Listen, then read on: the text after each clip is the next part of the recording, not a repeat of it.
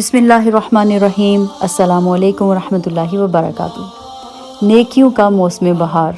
الحمدللہ آج سے اس موسم بہار کا آغاز ہو چکا ہے۔ آپ دن میں روزہ رکھیں گے، راتوں میں اللہ کے حضور قیام کریں گے اور دن رات کے مختلف ساعتوں میں اللہ کی کتاب قرآن مجید کی تلاوت کریں گے، صدقہ و خیرات کریں گے۔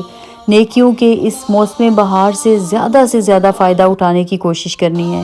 پھر مہینے بھر کی عبادت اور ریاضت کے بعد عید کی مبارک صبح پہنچے گی، اور عید کی اس مبارک صبح میں عیدگاہ پہنچ کر شکرانہ ادا کریں گے، اور اس حال میں پھر اپنے گھروں کو واپس آئیں گے کہ اللہ رب العزت فرشتوں میں اعلان کرے گا کہ میں نے اپنے ان بندوں کو بخش دیا، اور آپ بخشے بخشائے اپنے گھروں کو واپس آئیں گے۔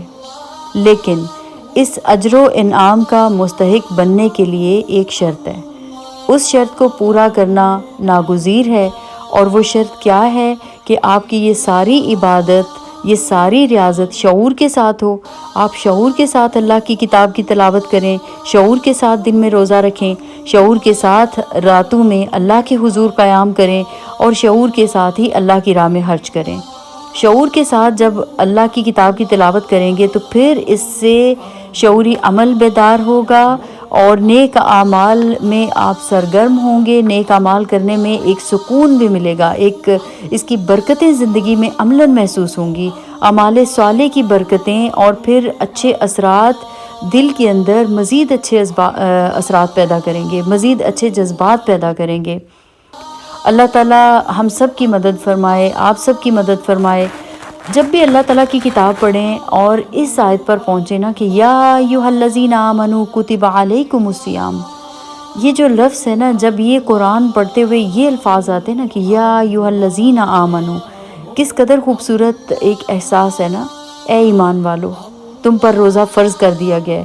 تو جب بھی اس جگہ پر پہنچے نا آیت کے اس حصے پر، تو سوچیں کہ آپ کا رب آپ سے مخاطب ہے۔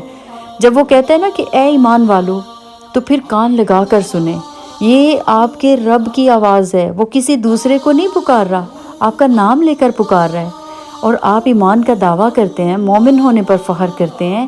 ایمان والوں میں یقیناً میں بھی الحمدللہ شامل ہوں، آپ بھی شامل ہیں، آپ کا رب آپ ہی سے بات کر رہا ہے۔ تو یہ جو سوچنے کا انداز ہے نا، ایک عجیب دل میں ایک پورے ایک روح کے اندر ایک سرشاری کی سی کیفیت پیدا ہو جاتی ہے کہ میرا رب کائنات کا خالق اور مالک مجھے پکار ہے، میرا نام لے کر مجھے پکار رہا ہے۔ تو کیا فرمایا جا رہا ہے؟ اب یہاں پہ نا بنتا ہے کہ ہم بالکل دل کے کان جو ہے نا وہ بھی کھول لیں، اور دل کے کانوں سے ہم اپنے رب کی آواز سنیں۔ اللہ کیا فرما رہا ہے؟ تم پر روزہ فرض کر دیا گیا ہے۔ جب یہ الفاظ پڑھے نا تو سرسری انداز میں یہاں سے نہیں گزر جانا، یہ سوچنا ہے کہ تم پر کا جو خطاب ہے نا، یہ مجھ سے کیا جا رہا ہے۔ میرا رب مجھ سے کہہ رہا ہے، میرے بندے یہ روزہ میں نے تجھ پر فرض کیا ہے، دن بھر روزے سے رہنا ہے، میرے حکم کی تعمیل کرنی ہے، اور اس حکم کو بجا لانے کے لیے تمہارے لیے اتنا ہی کافی ہے کہ یہ اللہ نے تم پر فرض کیا ہے جس پر تم ایمان لائے ہو۔ مومن کے لیے کسی حکم کی تعمیل کا یہ جو محرک ہے نا، یہ بالکل کافی ہے کہ اللہ کا حکم ہے، بندے کے رب کا حکم ہے، اور اپنے رب کی اطاعت کا تصور جو ہے نا، اس سے عجیب ایک سرشاری کی کیفیت ہوتی ہے، اور ایمان کی لذت بڑھ جاتی ہے۔ اور اللہ تعالیٰ کیا فرماتے ہیں؟ کما کتب علی الذین من قبلکم، ایسا نہیں، یعنی جس طرح ان لوگوں پر فرض کیا گیا تھا نا جو تم سے پہلے گزرے ہیں۔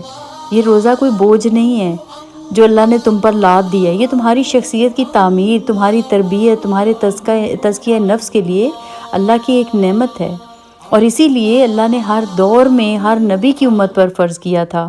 یہ جو روزہ ہے نا، تم پر روزہ فرض کر کے اللہ تعالیٰ نے تم پر اپنی رحمت اور عنایت کا اہتمام کیا ہے، تمہیں اس رحمت سے نواز کر اپنی رضا اور اجر جو ہیں وہ دنیا میں بھی اور آخرت میں بھی بہترین اجر سمیٹنے کا، اور ان اجروں سے جو ہے وہ اللہ کی رحمتوں کا حقدار بننے کا تمہارے لیے بہترین موقع فراہم کیا ہے، جس طرح تم سے پہلے لوگوں پر فرض کیا گیا تھا۔ یہ الفاظ محض تاریخ بیان کرنے کے لیے نہیں ہیں، بیسیکلی یہاں پہ نا اہمیت بتائی گئی ہے روزے کی عظمت، روزے کی اہمیت، کہ یہ جو بات بتائی جا رہی ہے نا، یہ ہر دور میں شریعت میں ہمیشہ سے یہ موجود رہا ہے، اور پھر اگلے فقرے میں اللہ نے روزے کا اصل مقصد بھی بتا دیا ہے، لعلکم تتقون، تاکہ تم میں تقوی پیدا ہو. یعنی اللہ نے روزے کا حکم خود تمہارے ہی فائدے کے لیے دیا ہے. تمہاری عبادتوں سے اللہ کو کوئی فائدہ نہیں. اللہ تو بے نیاز ہے، ساری کائنات ہر وقت اس کی عبادت میں لگی ہوئی ہے.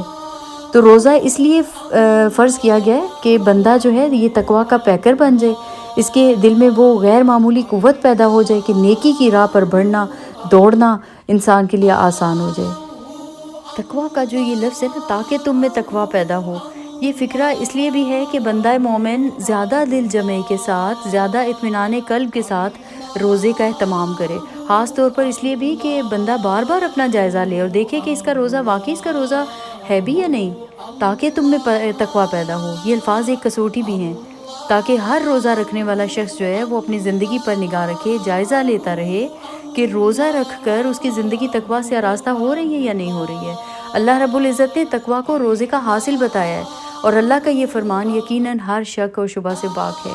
روزے سے یقیناً تقوی حاصل ہوتا ہے اور ہونا بھی چاہیے، لیکن اگر کوئی روزہ رکھنے کے باوجود تقوی سے محروم ہے تو یقین کر لینا چاہیے اس کا روزہ وہ روزہ نہیں ہے جس کا اللہ نے حکم دیا ہے. اگر روزہ رکھ کر آپ تقوی کی دولت آپ کو نہیں مل رہی ہے تو پھر اطمینان کر لیجئے آپ روزے سے نہیں ہیں، آپ بس فاقے کی مشق کر رہے ہیں، اور جس کا حاصل تقوی نہیں ہوگا، کمزوری ہوگی، بس جسمانی کمزوری حاصل ہو جائے گی. تو بے چینی کے ساتھ فکر کیجئے، رمضان المبارک کی یہ جو بہترین گھڑیاں، مبارک گھڑیاں نصیب ہوئی ہیں، یہ تیزی سے گزر جائیں گی.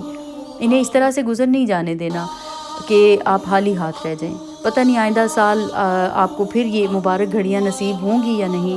اس لیے روزے کو پورے جائزے کے ساتھ اور پورے شعور کے ساتھ رکھیے تاکہ اللہ رب العزت ہم سب کی جو روزوں کو قبول فرمائے اور ہم سب کو واقعی میں تقوی حاصل ہو، ہم سب کو واقعی وہ دن دیکھنا نصیب ہو جب فرشتے یہ خوشخبری لے کر آئیں کہ یہ بندہ جو ہے نا، اس کو اس کے رب نے بخش دیا ہے.